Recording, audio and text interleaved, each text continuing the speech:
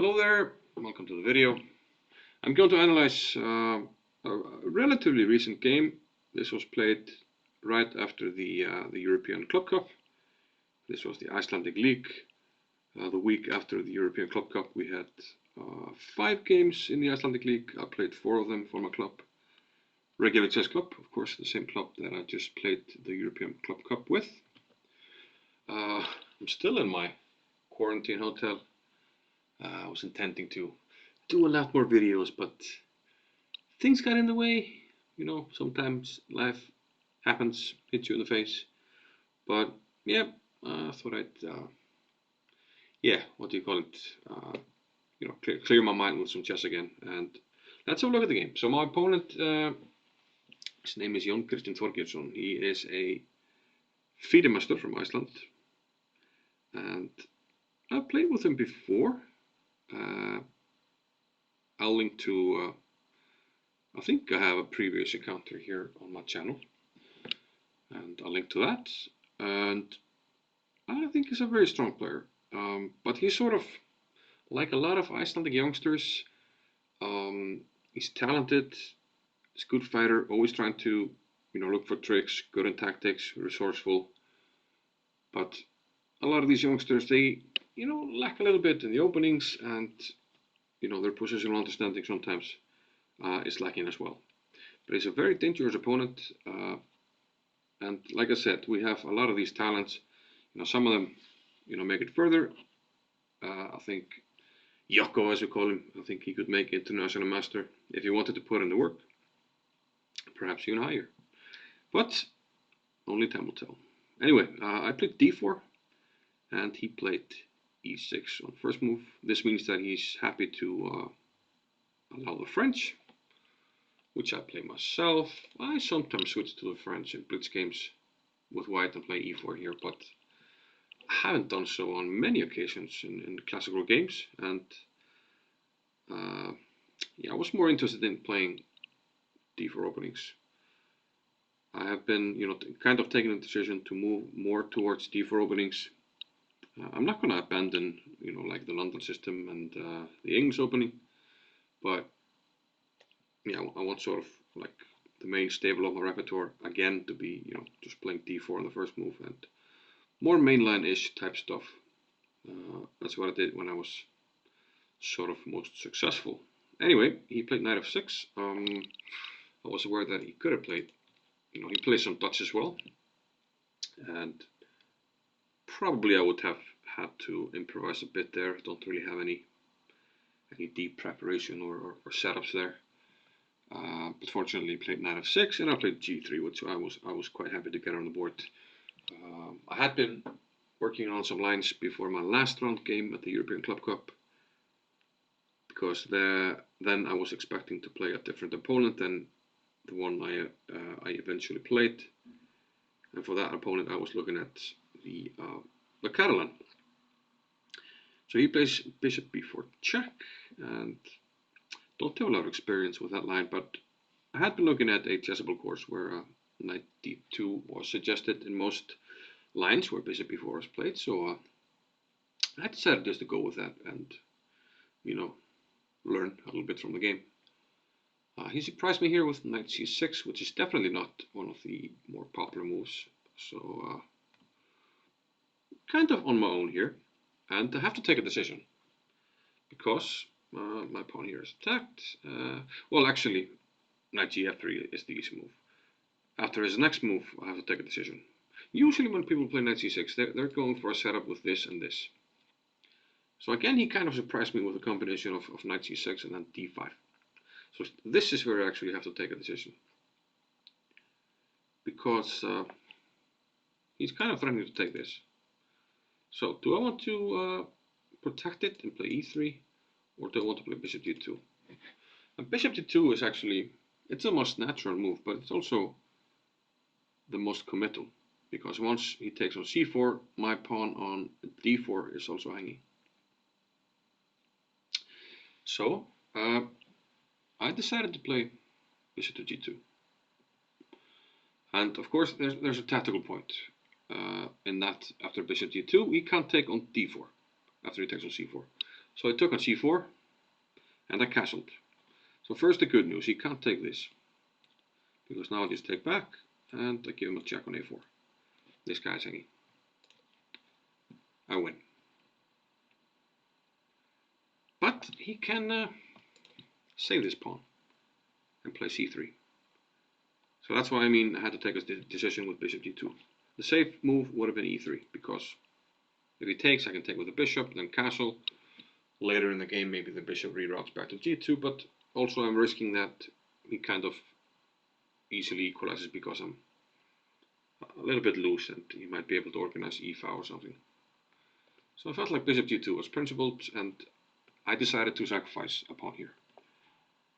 A principled choice, and I think it's the correct one. He played c3 and I played knight to c4. Okay, this protects the pawn, of course. Not that he was actually threatening to take it, but I didn't want to take on c3. It's an option, but I like this better, because eventually I'm going to play my queen out, and then I'm threatening to take on c3, so he has to take on b2 at some point.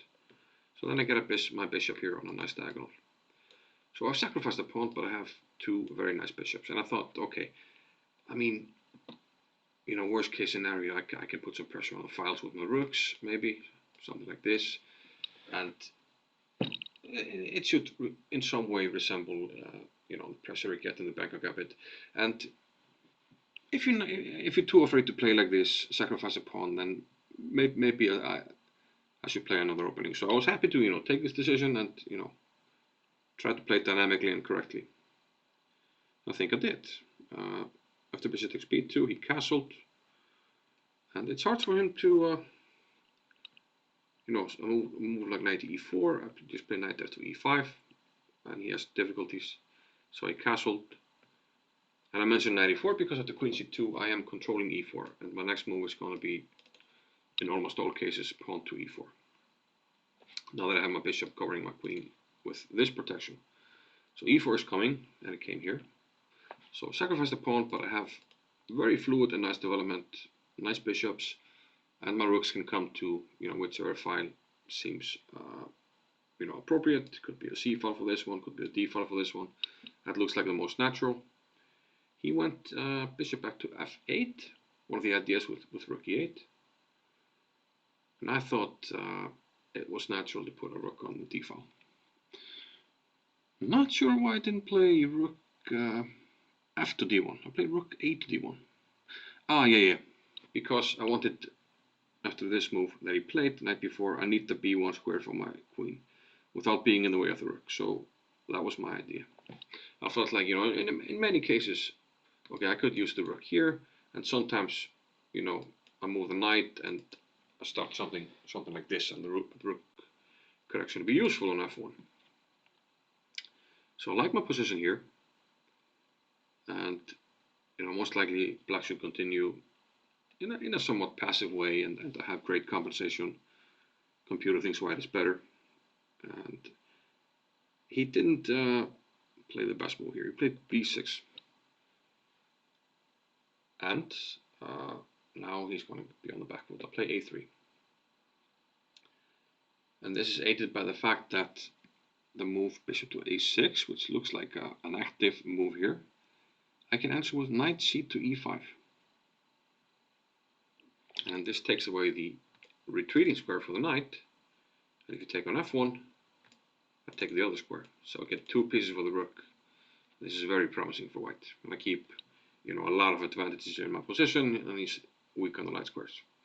So after a3, the knight has to come back. And here we have, a position where I kind of need to calculate stuff.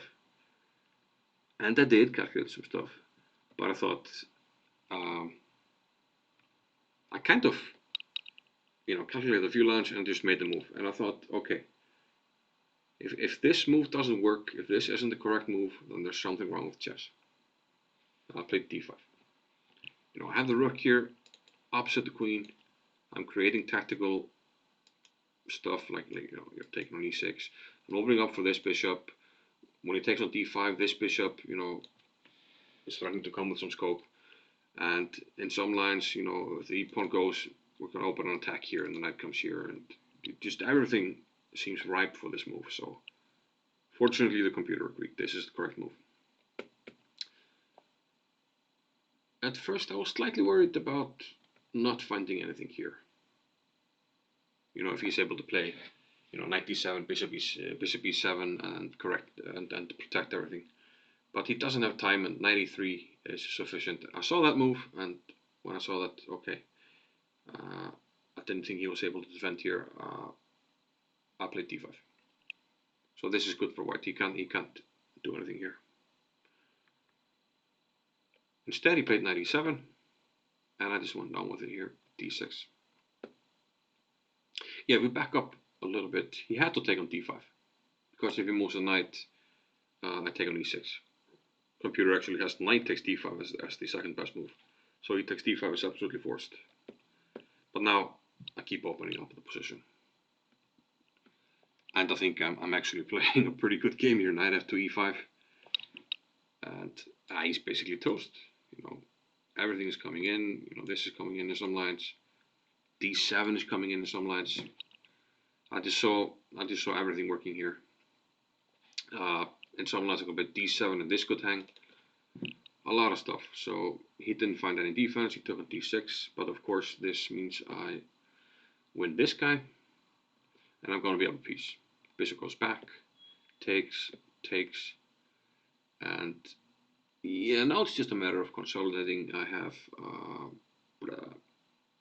a piece for 2 pawns, but I have active pieces. He's weak on the light squares.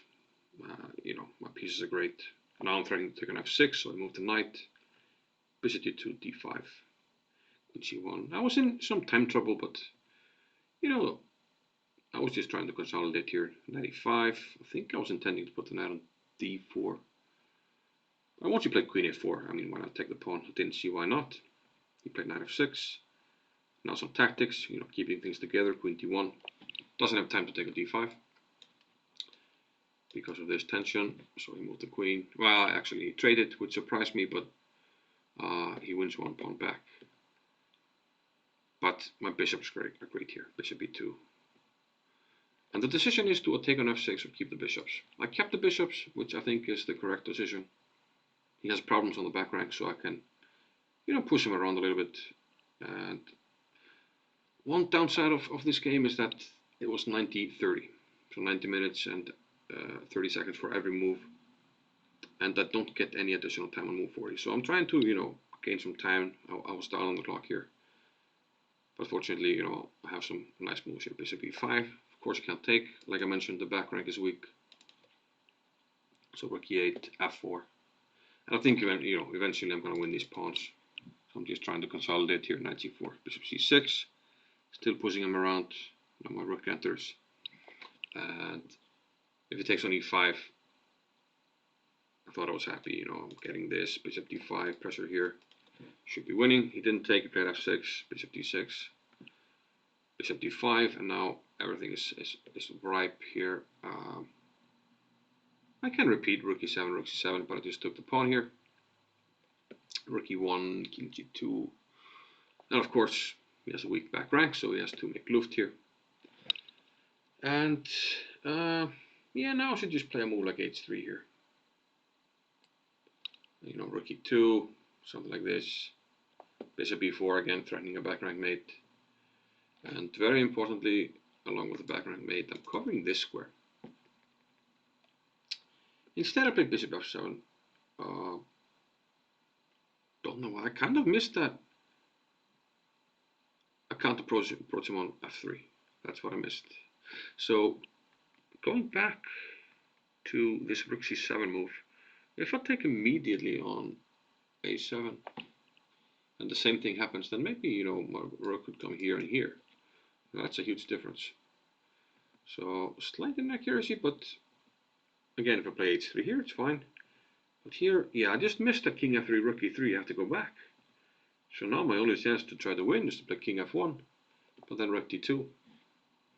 So out of nowhere, I found a way to mess this up.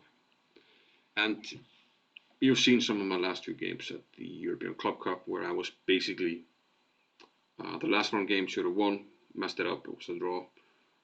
The game before that, I had very good chances to draw against Grandmaster Posny. Messed that up as well. So a little bit of an annoying trend to throw games away, and unfortunately it continued in this one, and I didn't, with my time situation, muster up the courage to keep playing. Probably it's still a draw, but this allows me to play for a win. Probably still something like bishop g6, background is weak, and I think I have chances to win the pawn, but in the end probably it's going to be a rook ending 3 against 2, and it's going to be a draw anyway, but at least, you know, some chances. But I basically was too disgusted to allow this, and I bailed out here. And he found the swindle. Very important to put the rook on d2, so it's protected here with the knight, so it just goes back and forth. I think I have this in my video, pattern recognition video, knight perpetuals, which I was fully aware of, but still I missed it, you know. So maybe I should review my own videos a bit more. Anyway, yeah, I want to, you know, sort of share my games, and it's good for me also to review them, learn from them, and hopefully you gain something from it as well. I kind of want to, you know, start playing more. Like I said, you know, many times, try to make a push for the IM.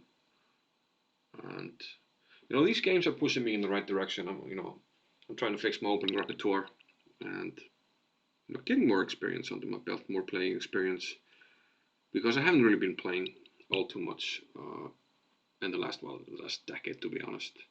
Mostly been doing commentary and tournament organization. So I want to change that, and we will. So thanks for watching. See you in the next one. Bye bye.